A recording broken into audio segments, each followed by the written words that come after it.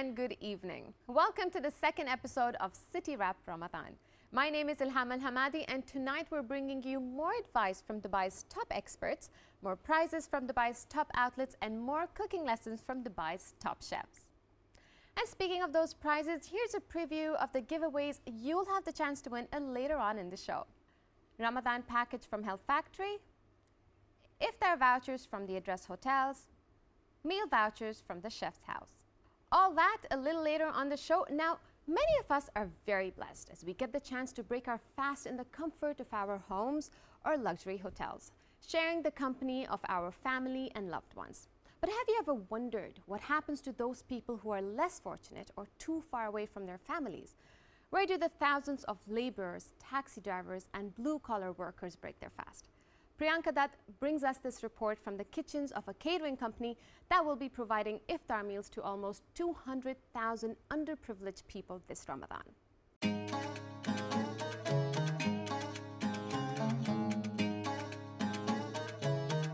Every evening, thousands of expats, most of them laborers, all of them far away from their families, come to mosques across the country to break their fast. But have you ever wondered at all the effort that goes into catering and providing food on such a large scale? Well, today we are behind the scenes at the public kitchen of Al-Mazrui Catering that will be providing almost 200,000 iftar meals through the holy month.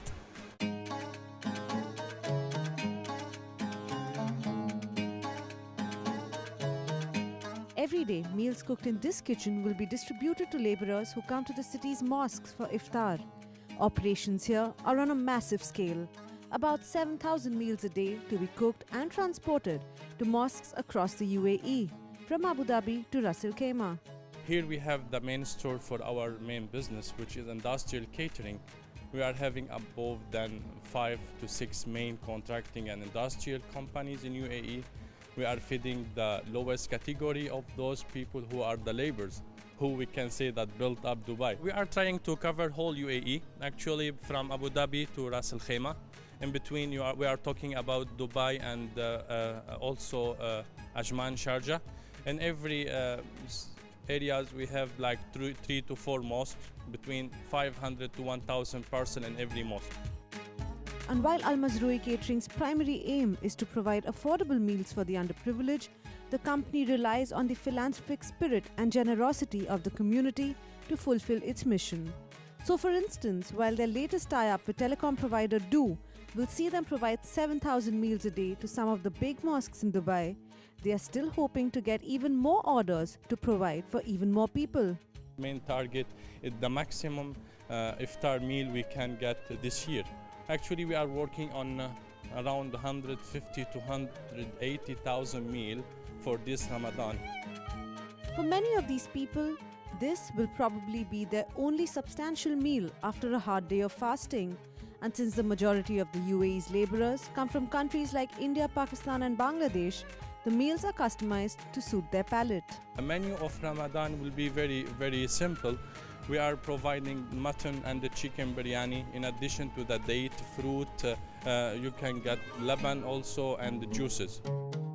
While the knowledge that you have provided food for so many people is rewarding in itself, sometimes the sheer volumes can also be a big disadvantage. When you are serving on the location, on site, and you can see the queue of those labor, which is sometimes unbelievable. I will tell you one small story which really hurt me. In some of the location, people from 4 o'clock after Asr, they stayed in the mosque to get in the queue to get their parcel. Here you can feel exactly that there is really low category of people who need to be supported and sponsored by someone. Also, sometimes, you know, we get food shortage because at the end of the day we have budget and we are even subsidizing with the cost. What we are doing at the cost exactly, but sometimes it gets short, and really you feel sorry when you come back and people in queue still didn't get their iftar meal. Ramadan is the month of giving and sharing. It's that time of the year when no matter how busy, everyone makes time to be with family for iftar. And for those expats who are far away from their families or too poor to afford a substantial meal, the mosque becomes their surrogate home. These meals, eaten with their compatriots, the perfect iftar.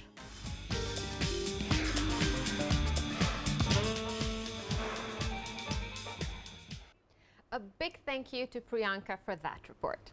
This holy month, we're looking to share your Ramadan experiences and stories, so make sure you get them on our Facebook page for a chance to have them featured on our show later this week. So get posting.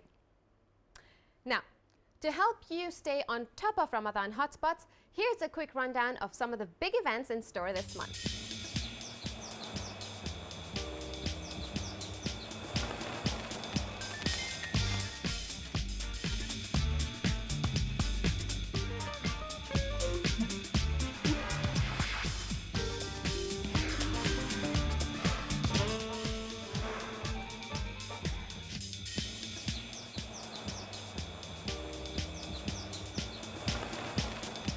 For a quick break, but don't go anywhere. We'll be back with a finance expert who can help curb us spending this Ramadan, plus our prize giveaways and yet another scrumptious meal. Easy to make and even easier to consume. See you in a few.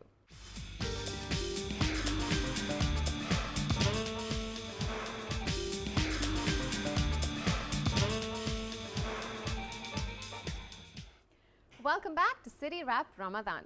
The holy month is the perfect time for spirituality, contemplation, and resolutions. And while we try to become the best versions of ourselves, many fall victim to the trap of overspending when it comes to their finances. But our next guest says that remaining frugal during the holy month shouldn't be a challenge. Here to help us do just that is Steve Gregory, the managing partner of Holborn Assets. Welcome to the show, Steve. Nice to be here. Lovely. So Ramadan is the time where a lot of things change in our lives. We do eat fewer meals, but end up spending a whole lot of money. And our finances, for some reason, go all over the place. Why do you think that is? Well, it's very similar to Christmas, for example, in my culture. People can overspend simply because they believe it's expected of them. And if it's expected of you, you're likely to behave that way. So I want to give a tip. Decide what you're prepared to do and then go with that. So for instance, if you're going for dinner tonight and you only want to take 200 dirhams, take 200 dirhams. If you only want to take 50 dirhams, take 50 dirhams. And don't take your credit cards and don't take more than the 200 dirhams or 50 dirhams, and you'll find you can budget with that. Okay, why do you think that Ramadan could be a good time to start figuring out your finances? Well, the challenge I'd like to throw out with situations like Syria, for example, where 100,000 people have been lost and the families still need support, and it's a great time to think about that. It's a marvelous time to give to charity that will be needed and supported. So try to spend a bit less. If your budget for the month is 20,000, give something up. Maybe you can give 2,000, 5,000. If your budget for the month is only 2,000, you can still give 200. Talking about budgets and for the month of Ramadan, when do you think we should start preparing them and planning them ahead of time? Well, it's a very good question. You can't become prime minister of a country if you don't know how to budget. You can't become a business leader if you don't know how to budget. Those people that can budget are the ones that get all the power. So it starts even at childhood. The ability to budget is something that can be learned and must sooner or later be learned. You know, if you don't have a plan for your money, everybody else has one for you. Yes, I can and think it of might a be lot the of prison. Okay, now talking about budgeting, so we're still on the topic. For us ladies, for instance, in Ramadan, before we even get to Ramadan, a lot of us need an excuse to shop, as we know. So we start planning, okay, you know what, it's going to be Eid soon. So let me prepare and let me start shopping ahead of time. What advice do you have for us on that? In much the same way as the guys. You need to set a figure, an amount of money. It might be, if you like, per day or per week, that's the maximum. If you get through the first 5 days and you've run out of money, stop for 2 days. But you must create a budget that you can manage. Okay, and when it comes to generally viewing our finances and looking ahead after Ramadan, what do you suggest for that? Well, I think it's a great idea to get the whole family together and to come to some agreements with the children, for example. Maybe this month we will wash our car only once a week. If we wash our car every day of the week, that uses so much water. Sure. And that gets paid for with the diwa. Sure. But not only that, but it's not our planet. That's true. So do we want to waste resources? We need to think frugally about Ramadan, and we need to think about much more than just how much money we spend. That's true. It is the month for giving and generosity after all. Absolutely right. Yeah, well, thank you so much for being with us on our show. It was a pleasure to have you. Thank you. Thank you. It's time to give you a great way to start your weekend by winning some of tonight's incredible prizes. A Ramadan package from Health Factory, iftar vouchers from the Address Hotels, meal vouchers from Chef's House. Just log on to our Facebook page, City Wrap, and answer the following question. Which month of the Islamic calendar is Ramadan? A, the 3rd, B, the 5th, or C, the 9th? We'll be announcing the winner of tonight's prizes on our Facebook, so good luck to all of you. It's time for another quick break as we get ready to cook up a feast with a special Ramadan dish.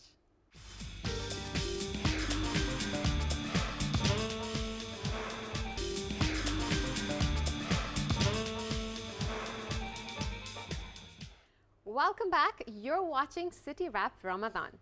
Our aim this month is to help you learn an international range of dishes to cook this Ramadan. And tonight, Andrew Paderas from Gramercy is here on a mission to teach us how to make a dish from the Philippines. Well, welcome to the show, Chef Andrew. Thank you. Thank So you. tell us, what are we cooking today? Okay, today we're doing a dish called beef rendang. It's popular in Southeast Asia, Okay. where Philippines is from. Okay. Popular in Indonesia, Malaysia. They've got the common spices, like what we have there. You got the turmeric, the cardamom, the chili, the cinnamon, Yeah. and the ginger we have here, the galangal. It's always there. And it's going to be cooked like braised in coconut milk. Okay. And so it's going to be sweet, spicy. It's more like curry, but with a Southeast Asian twist. Well, sounds delicious, so let's get started. All right. Okay. Okay. So what's the first thing you're going to do? Okay, we're going to make a paste of the spices. Okay. So we're going to start with the chili. We're just going to rough chop the chili.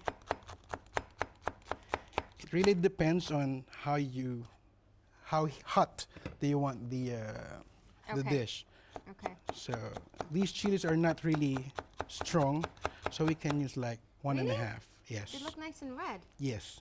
So I assume they're going to be quite hot and spicy. Okay, we're gonna do some ginger, Okay.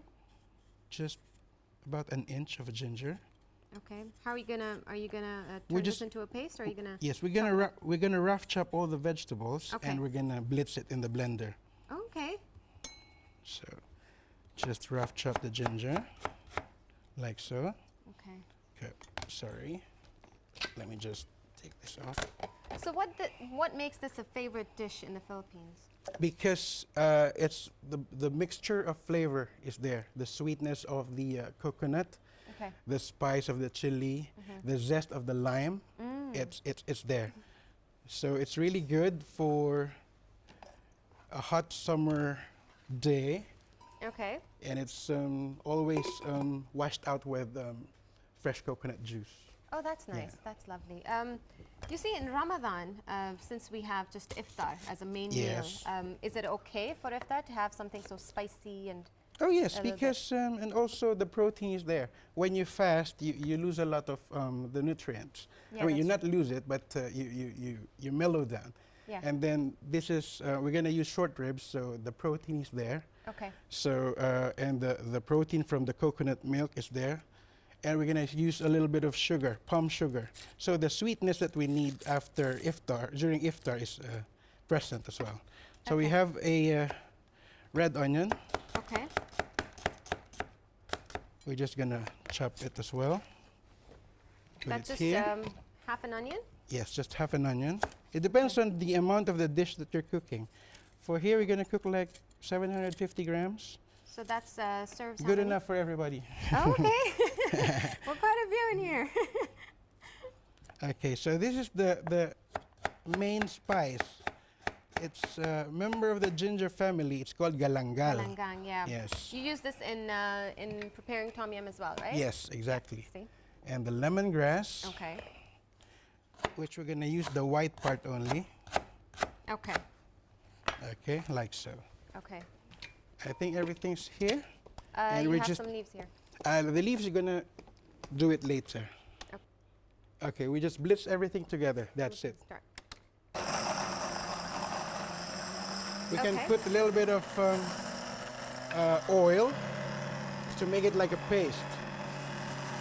Any particular type of oil, like sesame seed or No, mustard or nothing in anything? particular. Nothing in particular. So that's it. Okay. We so just that's done. we're just gonna chop it up a little bit. Okay, so it needs to be If you want chunky. to, if you want to be chunky, it's fine. Okay. Because all the blends, the flavors are gonna blend anyway. Okay. Okay, so what we're gonna do now is to start with the meat. Okay. Okay, I'm just gonna change my board. Okay, as for the meat, we need to heat a little bit of oil. And how much would that be? About That's about 2 tablespoons of olive oil. olive oil. Yes, olive oil. Okay. Okay, we're gonna use short ribs Why the choice of short ribs in particular? because this is very good for bracing. Okay. Okay, the meat is tough, but when you cook it properly, and it takes a while, but you Okay. cook it properly, it's just gonna melt in your mouth, which okay. makes it more really, yummy. And how long does this meal take to prepare in general? To prepare this, everything takes you like 15 minutes, but to cook it, a good hour. Hour. Yeah, a good Okay. hour. Okay. But for this episode, don't worry. I'm well prepared. Okay, so we're just gonna rough chop the into tubes, the beef. Okay. So we're just gonna put it there, everything.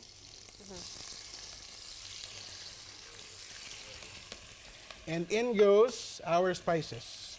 Okay. Okay, so we have the Run me through them. we have the chili powder. Okay. We have the turmeric. We have the coriander powder, cardamom pods, and the cinnamon. Cinnamon sticks. Okay, so in goes here, everything. And just give it a swirl.